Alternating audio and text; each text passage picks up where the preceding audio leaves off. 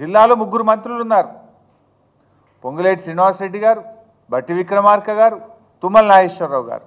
ముగ్గురు ఈ గండిబడ్డ కాలువ పక్క నుంచే పోతారు. రోజు ఖమ్మం పోవాలంటే ఆ రోడ్డు ఈ గండికి 100 మీటర్ల దూరంలోనే పోతుంది. దాన్ని పక్కకెళ్ళి పోతున్నారు. మరి 23 రోజుల్లో కనీసం వీళ్ళు ఒక 10 సార్లు పోయొచ్చు ఉంటారు ఖమ్మం. ఆగి ఆ గండి ఎందుకు పూడుస్తలేరు, ఎప్పుడు పూడుస్తారని ఒక రివ్యూ చేసేంత తీరిక కానీ కన్సర్న్ కానీ మీకు లేదా అని అడుగుతా ఉన్న ఖమ్మం జిల్లా మంత్రులకు. ఇక మాట్లాడమంటే దునియా మాట్లాడతారు ఈ ముఖ్యమంత్రి గారు, మంత్రులు. మేము ఆకాశాన్ని దించుతాం, సూర్యుడిని వంచుతాం, మేము ఇటున్న సూర్యుడు అటు పొడిచినా, అటున్న సూర్యుడు ఇటు పొడిచినా చేసి తీరుతాం. డైలాగులు కొట్టమంటే వీరే డైలాగులు కొడతారు.